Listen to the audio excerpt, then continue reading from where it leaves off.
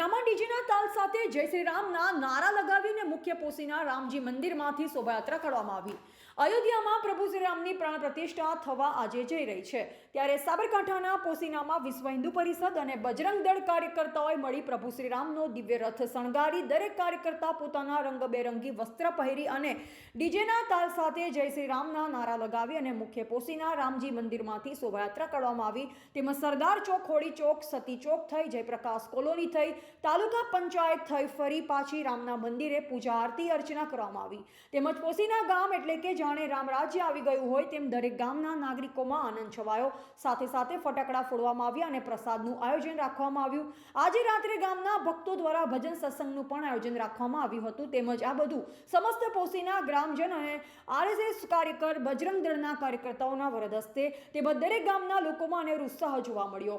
Reporter Girish Prajapati, પોસીના।